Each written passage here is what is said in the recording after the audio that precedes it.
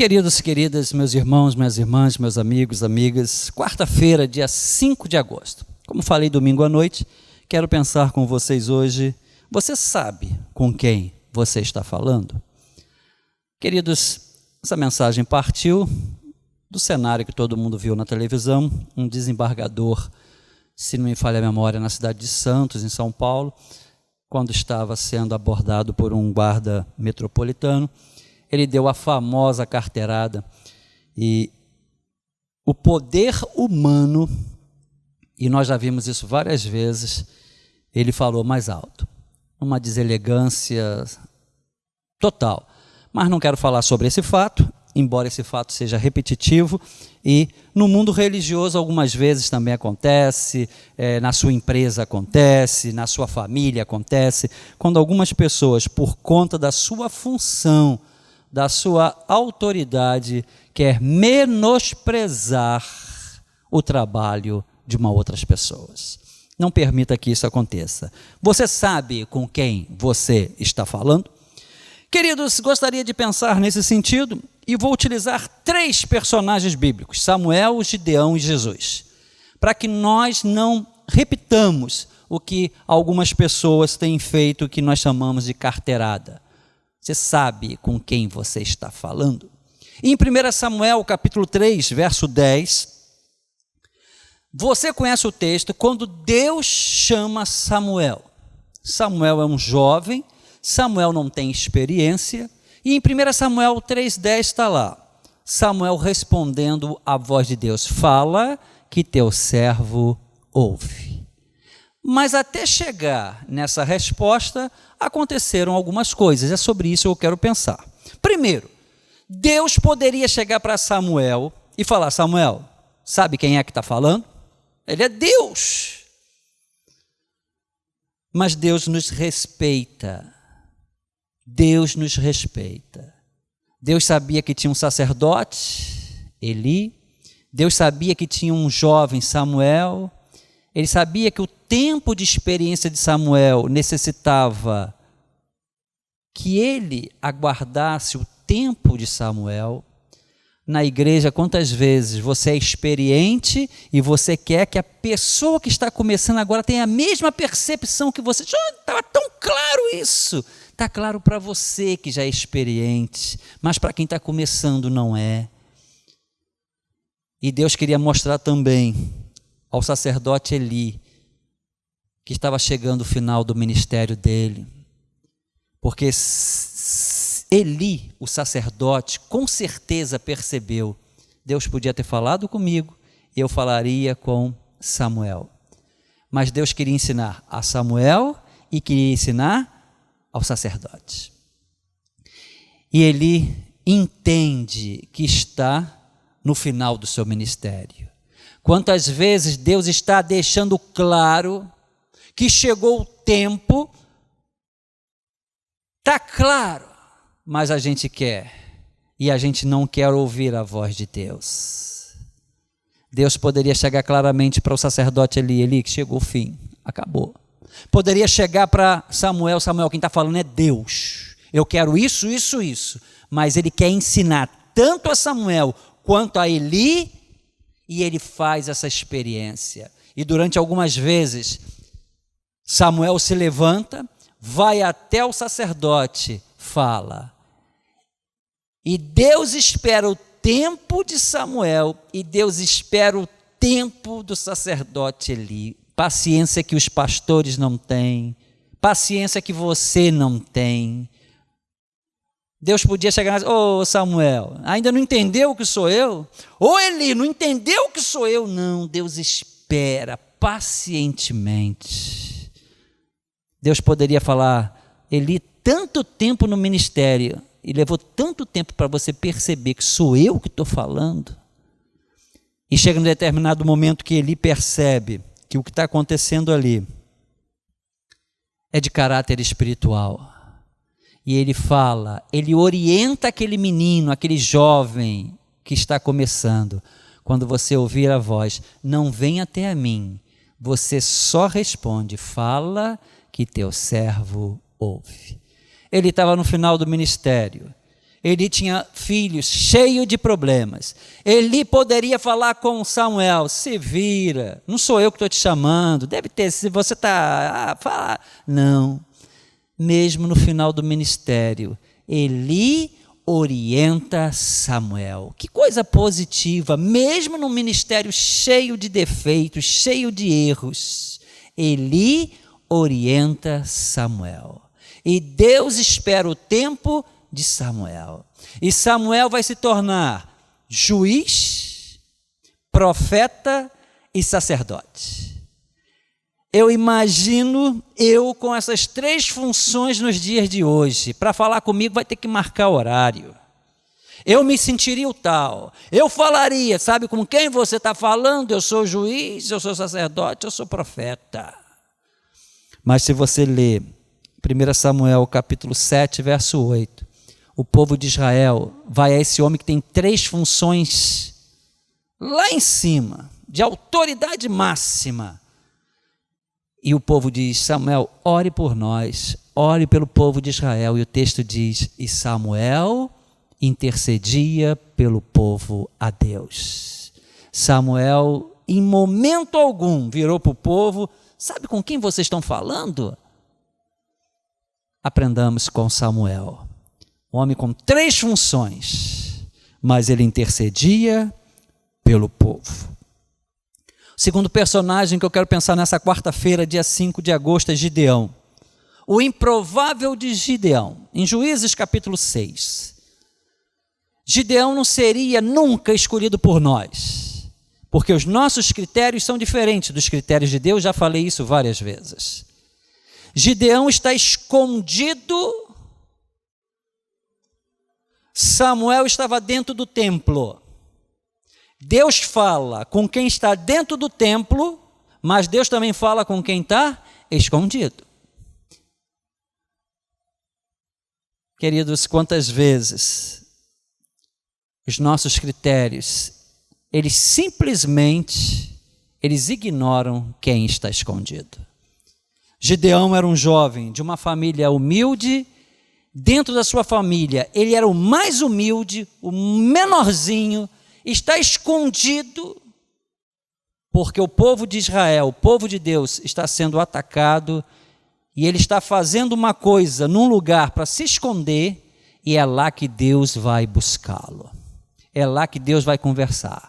Samuel, quando ouviu e entendeu, com a ajuda de Eli, falou: fala que teu servo ouve. Simples assim, eu gosto disso, eu, Eliezer, gosto disso. Sei que tem muita gente que gosta disso, mas tem muita gente que parece Gideão, está escondido, Deus vai até ele, aí ele começa. Olha só, se Deus agiu no passado, por que nós estamos atravessando esse problema tão difícil? E Gideão começa a falar. E talvez hoje você esteja muito parecido com Gideão. Deus está agindo? Morre todo dia 1000 pessoas no Brasil. O vírus tem feito estragos. Pessoas estão perdendo emprego. Eu perdi não sei quantas pessoas, toda hora fala isso. Olha lá, que tragédia. Foi a mesma coisa que Gideão fez, porque normalmente quem está escondido age assim, normalmente. Prefira ser Samuel, está dentro do templo, fala que teu servo ouve. Quem é Gideão, Deus vai lá, está escondido, e quando Deus fala que vai usar Gideão, ele começa a elencar tudo o que está acontecendo. E era verdade, Gideão só está falando verdade. E Gideão vira para o representante de Deus e diz assim: para eu saber que é você mesmo, eu quero um sinal. Quantos no século XX estão pedindo sinal? São Gideões. Mas eu fico feliz porque existe um Samuel, ou os Samuéis. Fala que teu servo ouve.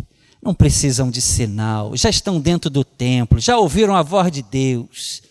Mas Deus age de formas diferentes, a gente tem que respeitar isso.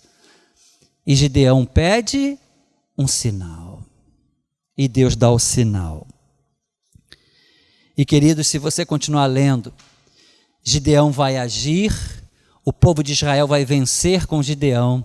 E se você continuar lendo Juízes, capítulo 6, capítulo 7, capítulo 8, vai chegar um momento em que oferecem a Gideão um poder militar e um poder político. E Gideão não aceita. Gideão poderia aceitar e fazer qual é a nossa reflexão de hoje à noite. Sabe com quem você está falando? Eu tenho poder militar, eu tenho poder político. E Gideão não aceita. Fantástico, sensacional. Mas quando oferecem o poder religioso, se eu não estiver equivocado, Juízes capítulo 8, verso 22, o poder político não sucumbiu a Gideão. O poder militar não encantou Gideão, mas o poder religioso encantou Gideão. E foi uma catástrofe no povo de Deus, porque no poder religioso Gideão respondia tal qual algumas pessoas, tal qual o desembargador na cidade de São Paulo. Sabe com quem você está falando? Triste. Gideão foi perfeito em alguns momentos, mas quando o poder religioso foi dado em sua mão, foi desastre. Queridos, coloque isso no seu coração. Samuel estava dentro do templo. Levou um tempo para entender que era Deus, precisou do sacerdote, mas quando entendeu que era Deus, fala que teu servo ouve. Eu gosto disso. Gideão, perfeito em alguns momentos, não quis poder político, não quis poder militar, mas sucumbiu ao poder religioso. E queridos, para nós terminarmos nesta quarta-feira à noite, o nosso Senhor Jesus Cristo, Filipenses capítulo 2, 6 e 7. Esse texto, ele é fonte de discussões teológicas. Então, eu não vou ficar discutindo aqui esse texto, mas você está me vendo, talvez, se pensa assim, eu quero logo deixar claro qual é a minha posição sobre esse texto. Não vou ficar aqui discutindo teologia das mais variadas correntes interpretativas. O pastor dessa igreja, Eliezer, quando eu leio Filipenses 2, 6 e 7, eu creio na natureza divina e na natureza humana de Jesus. Eu já estou deixando claro isso. Sei que esse texto é alvo de discussões, mas hoje, falando com vocês, eu creio que aqui nesse texto, Jesus poderia pegar uma carteira e falar: sabe com quem você está falando? Eu sou filho de Deus.